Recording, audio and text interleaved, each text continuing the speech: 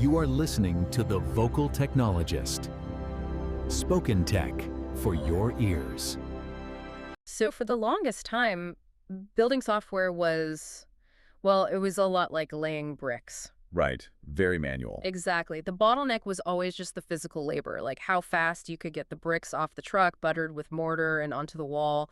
Your primary constraint was, just the number of engineers you could hire to physically write the code. Which made the management of that whole process very linear. You needed more hands. Yeah, but today, thanks to generative AI, it feels like someone just backed up a fleet of dump trucks and dropped infinite, perfectly formed bricks onto the lot. Oh, man. Just a mountain of bricks. Right, and suddenly having enough bricks isn't the problem at all. The problem is realizing we entirely forgot to draw the blueprints.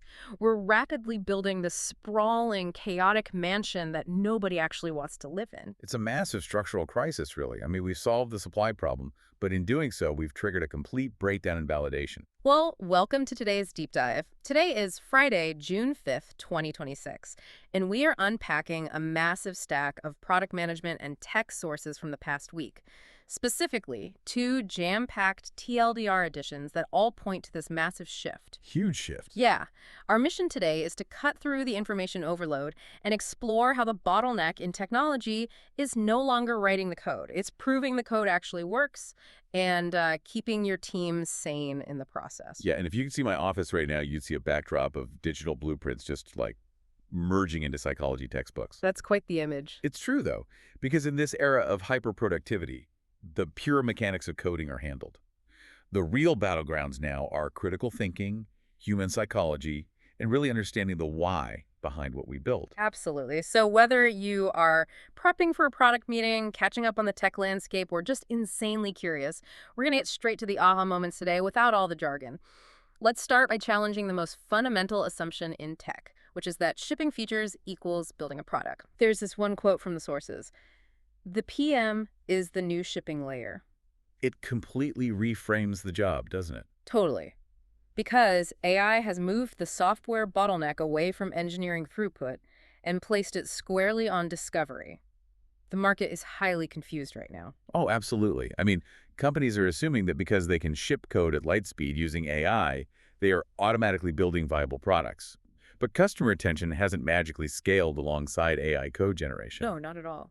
The ability for a user to discover, adopt, and integrate a new tool is still exactly the same as it was 10 years ago. Right. Okay, let's unpack this. It's like we just upgraded our factory to 3D print a million gadgets an hour using AI, but our storefront door is still the exact same size. All we're doing is clogging the aisles. What's fascinating here is that clogging is causing massive, expensive failures. To try and mask the fact that nobody knows what to do with all this raw output, companies are deploying these really elaborate workarounds. Well, you see job postings everywhere for forward-deployed engineers, which is often just a very expensive way of saying, we built something in a vacuum, now go sit with the client and figure out how they can actually use it.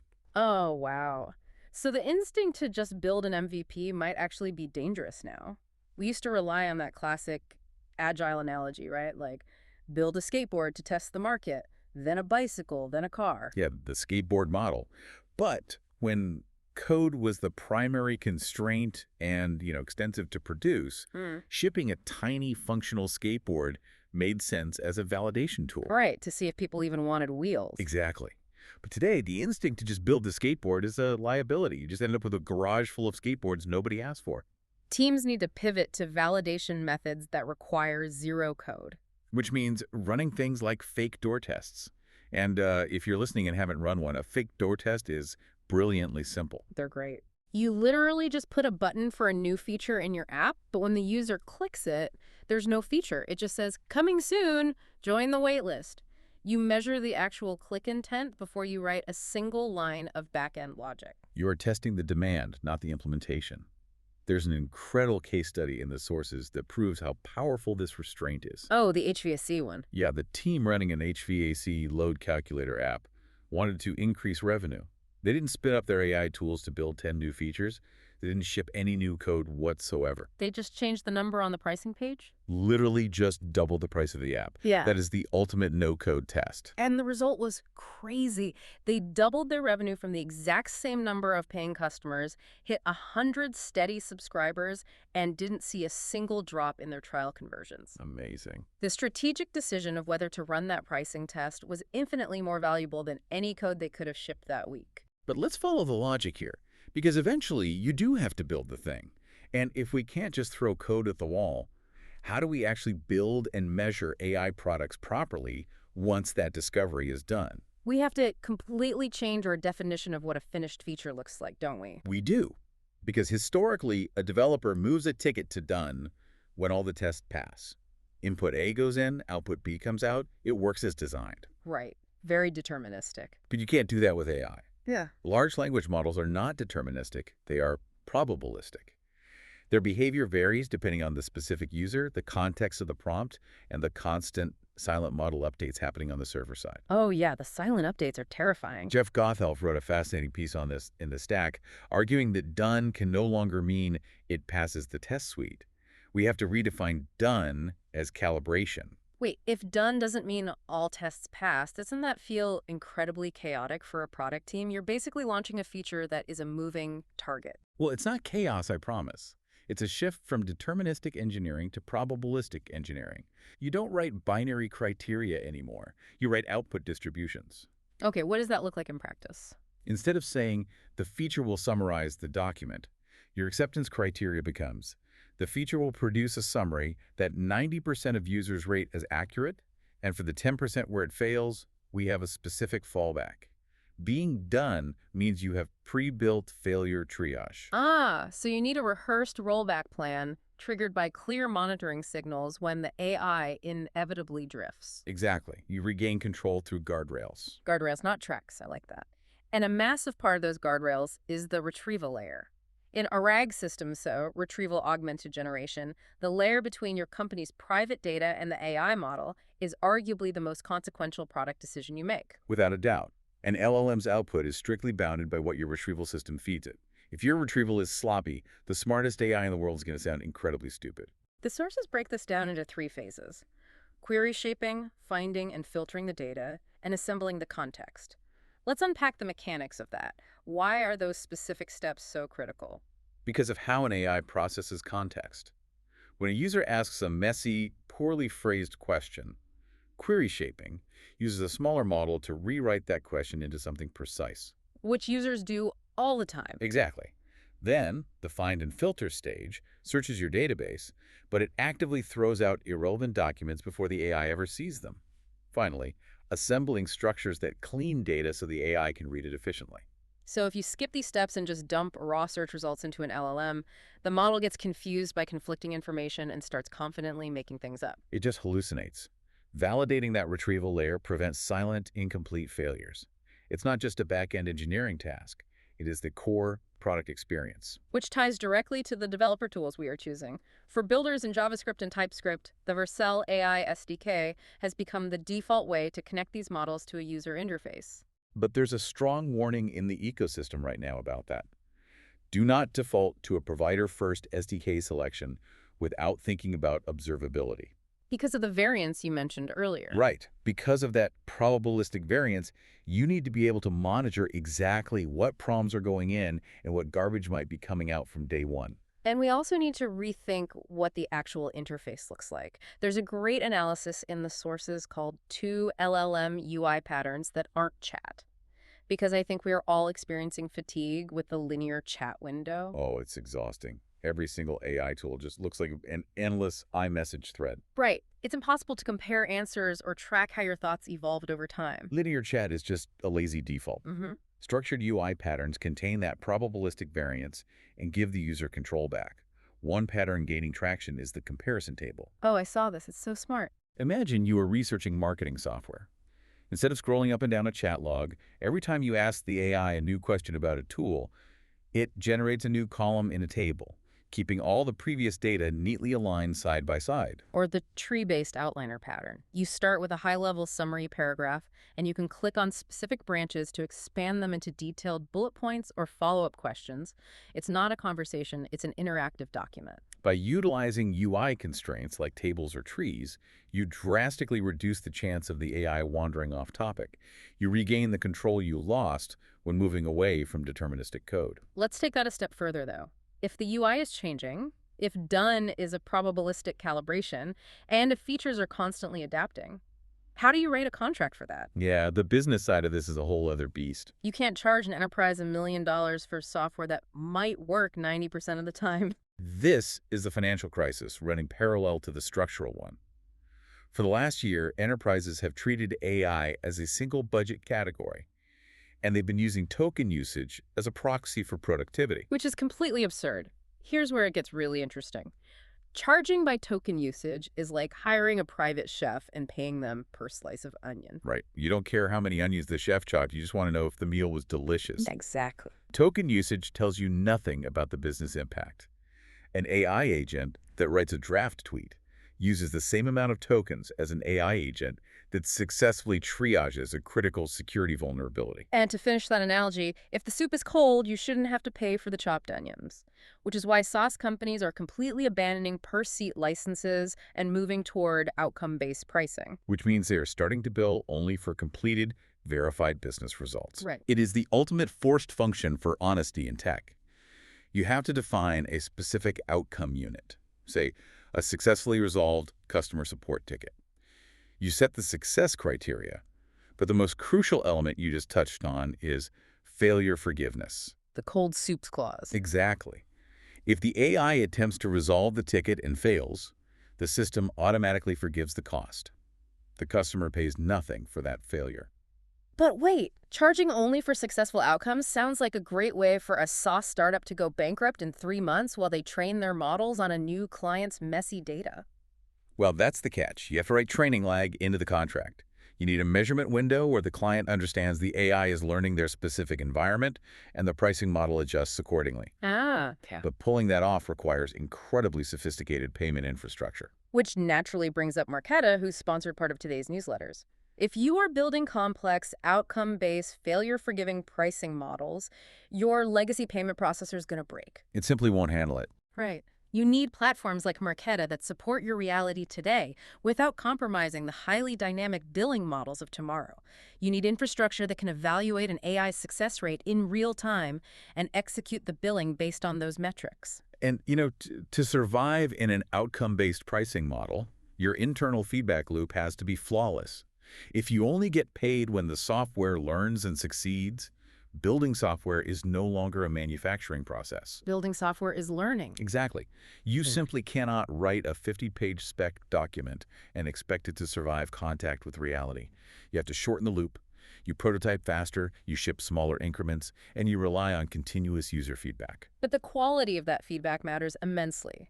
One of the pieces compares effective product feedback to stand-up comedy. I love this analogy. A comedian doesn't mail out a script and ask for notes, right? They need the immediate, visceral response from real people in the room to know if the joke landed. So true. For anyone listening right now who has ever submitted a feature request into a corporate feedback portal only to have it disappear into a black hole of upvotes, that is the exact opposite of comedy. It strips away all the context. Right. You aren't a person with a problem anymore. You're just a 2-word ticket in a backlog. Which is precisely the problem Atlassian, another sponsor in the stack, is trying to solve.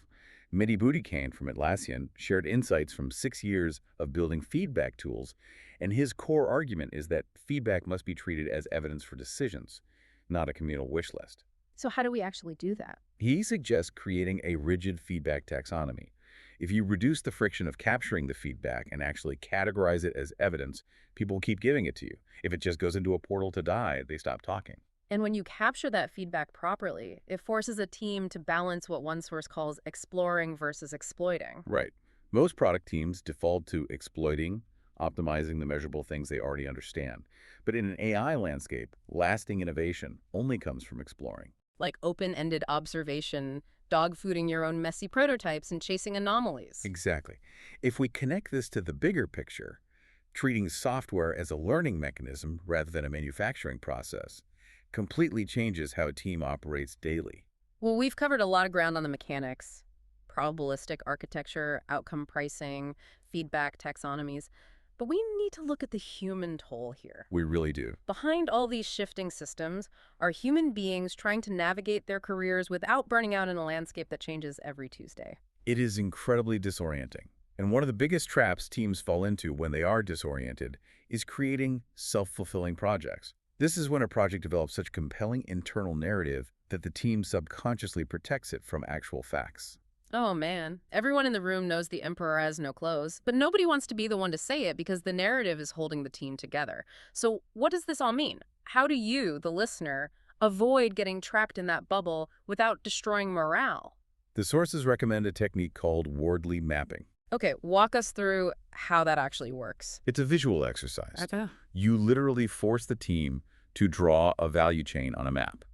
You plot out exactly which parts of the project the end user actually touches and cares about versus the parts that are just custom back-end infrastructure you're building for your own amusement. Oh, wow. That sounds kind of brutal, actually. It breaks the illusion of the narrative because you can't hide behind buzzwords. You have to point to the map and prove where the value is. It forces a conversation about reality, which is closely tied to another major theme in the sources: the difference between a mission and a goal. Teams can ship code all day, hit all their OKRs, and still feel like hamsters on a wheel. They feel busy, but they lack impact. Because goals are just time-bound targets. A mission provides ongoing purpose. A mission tells you what trade-offs are acceptable when things get hard. And when things get hard, the human instinct is to rush in and fix everything. There is a deeply insightful piece in the stack called Why We Help and How to Stay Helpful. Such a good piece. It dissects how our desire to be the hero can actually become toxic. Helping becomes overwhelming when it gets tied to your own professional identity or a false sense of urgency. You start overextending, and suddenly your care turns into pressure, control, and eventually total burnout. To counteract that, you need lightweight ways to course correct before the burnout sets in. Atomic Objects shared an onboarding framework they use called Liked Best Next Time. Let's contrast that with a normal review, because a traditional performance review usually involves a manager sitting you down after 6 months, pulling out a spreadsheet and telling you everything you failed at. It crushes the ego. Yeah, it's terrible. The Atomic Object method removes the heavy ego dynamic entirely. For the first month of a new project, you just do a quick weekly check-in with 2 questions. What did you like best this week? And what should we try differently next time? It reframes failure as just a minor adjustment for next week. Which leads perfectly into Shreya Doshi's thoughts on mid-career satisfaction. If you are 10 years into tech, you've probably realized that satisfaction does not come from your title. It doesn't come from your salary, and it certainly doesn't come from the scope of your headcount. Doshi argues it comes from knowing yourself. It comes from choosing work that actually fits your specific strengths, rather than the work that looks best on a resume. This raises an important question about the intersection of our professional ego and actual utility. If we connect Doshi's insights with the Why We Help article, the pattern is undeniable. True mid-career satisfaction happens when you detach your personal identity from the specific lines of code you ship. Your worth is not the brick. Your worth is the trust you build, the reality you learn from, and the people who depend on you. Which perfectly aligns with the final piece on surviving 3 years in Silicon Valley. The ecosystem seems chaotic and obsessed with AI hype right now, but beneath it all, it consistently rewards people who commit fully, build trust over the long term, and just show up reliably. You aren't a factory worker churning out code anymore. You are the architect verifying the blueprints. I have one final gem from our sources today, and I saved it because it completely flips everything we just talked about regarding those highly complex, outcome-based, failure-forgiving AI pricing models. Oh. What's the twist? Buried among all these deep dives into dynamic token billing, there was a quick link about a company called Typehead. They are releasing an AI productivity tool in 2026, and they are choosing to charge a simple one-time purchase fee of exactly $79. Wait, really? No subscription, no outcome tracking, just a flat fee. Why? Because, the founder points out, users are fundamentally exhausted. We are tired of endless subscriptions, microtransactions, and complex billing logic. That is a brilliant tension to leave on. We spend all this time engineering sophisticated infrastructure to measure probabilistic outcomes. Right, in an era where we can calculate pricing dynamically down to the millisecond of training lag, what if the ultimate premium feature, the true competitive advantage, is just a plain old price tag?